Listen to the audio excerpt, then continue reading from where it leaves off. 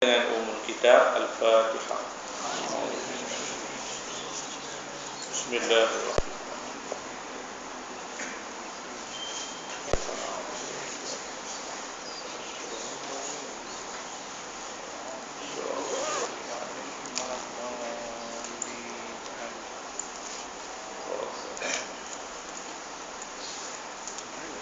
Baik, sekali lagi kita baca surah Al-Fatihah, kita hadiahkan pada Tuan Guru kita Harun Taib dan juga pada Dr. Abdul Karim Zaidan, pengarang kitab yang banyak kita duk baca kitab dia tu, yang meninggal hari ini, ulama Iraq tapi duduk di Yaman. Jadi kita hadiahkan Al-Fatihah, mudah-mudahan Allah letakkan mereka bersama dengan para salihin. Al-Fatihah. A'udzubillahi minasyaitonir rajim. Bismillahirrahmanirrahim.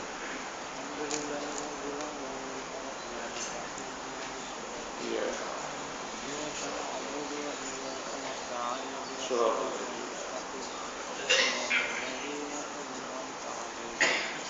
Alhamdulillah. Pertamanya kita banyak syukur kepada Allah SWT kerana dengan izinnya kita dapat bertemu lagi pada malam ini, dan insya-Allah malam ini kita akan sambung hadis kita yang ke-38.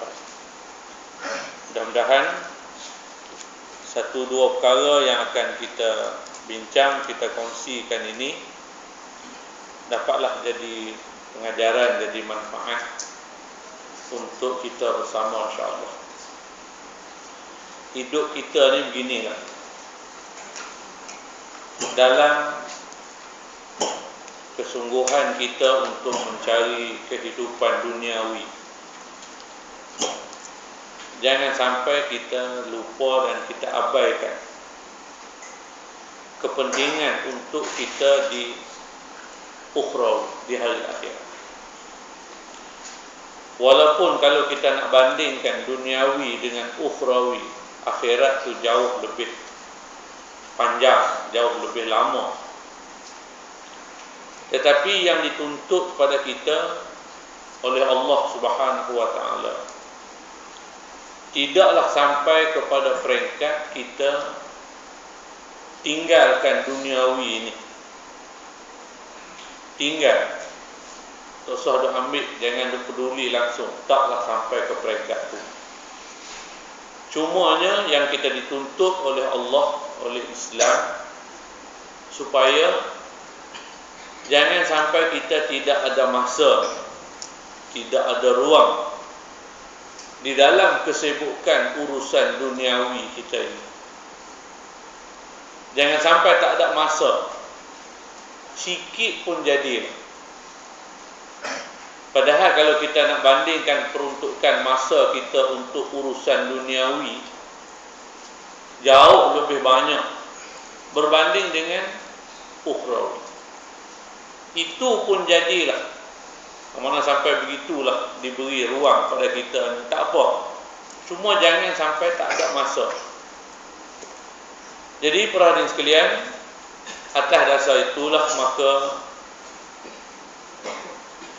satu dua perkara, satu dua masa yang ada pada kita ini, walaupun kalau kita tak ada di sini ataupun kita tak ada urusan ini, kita ada urusan lain, kita ada benda lain yang nak buat, tapi kita adjust, kita ketepikan, kita adjust sikit banyak urusan kita supaya kita ada ruang untuk Allah Subhanahu wa taala. Jadi inilah rupa bentuk kehidupan orang-orang yang beriman pada Allah SWT. Jadi mudah-mudahan kita yang ada pada malam ini tergolong dalam golongan itu, insya-Allah. Baik, hadis kita pada malam ini masih lagi ada rentetannya dengan apa yang kita dah bincang sebelum ini, iaitu membayar hutang dengan baik. Bayar hutang dengan cara yang baik. Cerita bab hutang ni sampai kata apa? Sampai disebut hutang ni keliling pinggang. tak apalah, benda boleh hutang. Cumanya kadang-kadang hutang ini menjadi satu beban. Walaupun dibolehkan, dibenarkan dalam Islam, kerana dia termasuk dalam urusan muamalah, cuma ada caranya lah. Dibolehkan, boleh hutang, tapi bila sampai kepada satu peringkat, sampai kepada satu tahap, hutang ini menjadi satu bebanan. Mungkin kita rasa segan nak keluar rumah ataupun nak ke mana-mana. Kenapa? Kerana hutang. Nah, oleh yang demikian, kalau ada ruang, ada jalan untuk tidak berhutang, itu adalah yang terbaik. Ada seorang, dia ni pakar ekonomi ya. Dia kata, kereta apa yang paling sedap bawa? Orang pakai jawab lah, kereta Mercedes. Hak pakai Volvo, kata Volvo. Hak apa nama ni, pakai Proton ni, kata Proton lah. Hak tu yang dia ada pun. Dia kata tak, bukan Mercedes, bukan Volvo, tapi kereta yang paling sedap bawa ialah kereta tak ada hutang. Kereta yang tak ada hutang, itu yang paling sedap bawa. Mercedes pun tak kira lah mata belalang ke, mata apa ke, main dengan hutang ni memang nampak macam sedap, tapi tak sedap. Itu dia kata kereta yang paling sedap bawa ialah tak ada hutang. Itu kereta yang paling sedap bawa. Nah, dekat bahasa kampung mudahnya, rodong mana pun. Ya, baik. Bismillahirrahmanirrahim. An Abi Hurairah radhiyallahu anhu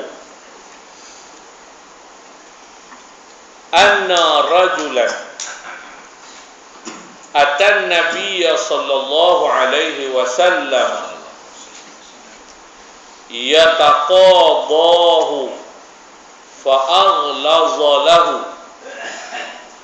fahamma bihi ashabuhu faqala Rasulullah sallallahu alaihi wasallam da'uhu fa inna li sahibil haqqi maqala thumma qala a'tuhu sinnan mithla sinnihi. Qalu ya Rasulullah la najidu illa amsala min sinnihi. Qala a'tuhu fa inna khairakum ahsanukum qada'a. Muttafaqun alaih. Daripada Abu Hurairah radhiyallahu anhu berkata bahawa seorang lelaki datang kepada Rasulullah sallallahu alaihi wasallam kerana mahu menagih hutang dari baginda, dan dia pun mengesatkan perkataannya ini.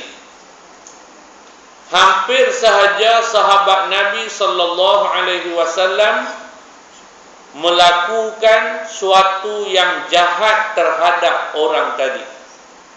Dia keluar kata-kata kesat, sahabat-sahabat pun nak balun lah, nak buat sesuatu yang jahat tu, kira nak balun lah, nak pukul lah.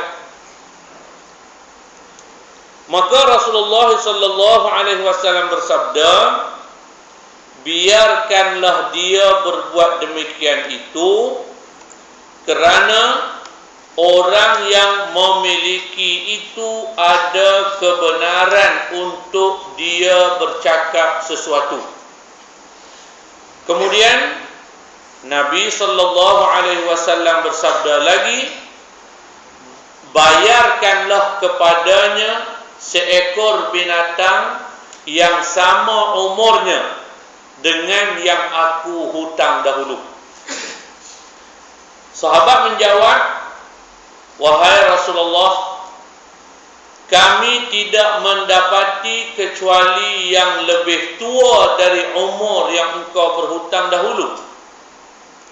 Lantas Nabi kita menjawab, bayarkanlah kepadanya, kerana orang yang paling baik di kalangan kami ialah orang yang paling baik cara ia membayar hutang. Hadis riwayat Al-Bukhari dan Muslim. Berhutang memang tidak digalakkan dalam agama kita. Tak digalak, tapi boleh.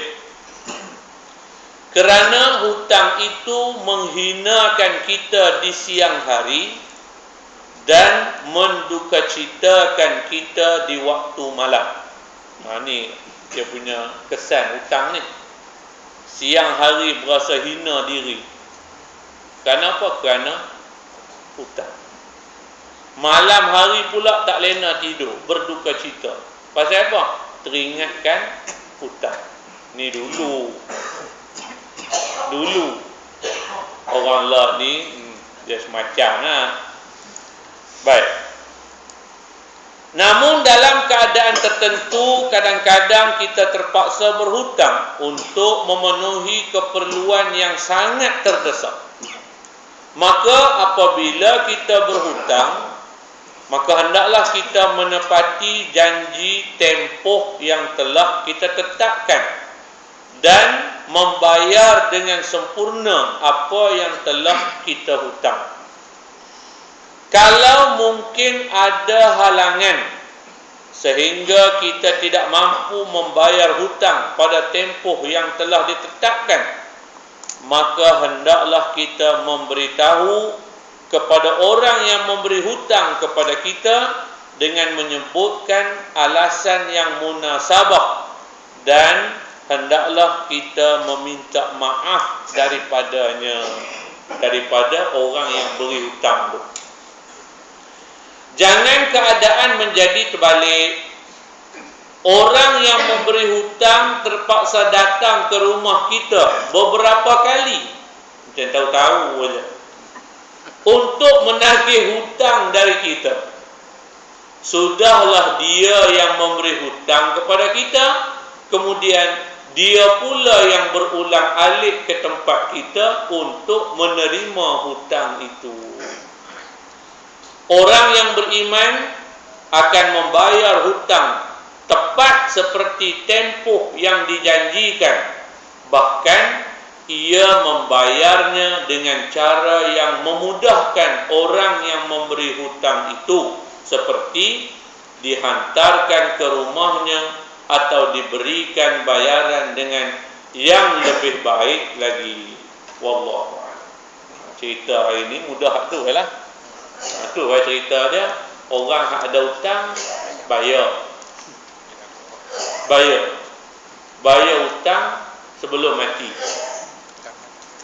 Kerana orang yang mati dalam keadaan dia masih berhutang, hatta dia mati bukan mati biasa, mati syahid sekalipun. Orang yang mati syahid sekalipun, tapi dalam keadaan dia masih belum melangsaikan hutangnya, maka rohnya tidak akan diterima oleh Allah Subhanahu wa ta'ala. Tapi orang pakai sedap hati lah ni, pasal hutang dia ada insurans. Tu dia kata mati tak apa dah. Pasal apa? Mati kira selesai. Mati kira selesai lah. Mana hati tak biar susah hati, tak apa lah. Yang jenis itu kira selesai lah. Hutang hak tu lah, hutang hak lain. Baik. Para hadirin sekalian, apa yang nak ditekankan pada Nabi SAW kaitan dengan akhlak daripada hadis ini. Kerana himpunan hadis-hadis ini nak menceritakan tentang akhlak, bukan nak bahaskan pasal hutang tu ni. Yang nak dibawa kepada kita di sini, fokus kita ialah akhlak. Kan hadis ni, himpunan 40 hadis tentang akhlak. Pertamanya, akhlak yang ditunjukkan oleh Nabi SAW, dan akhlak itu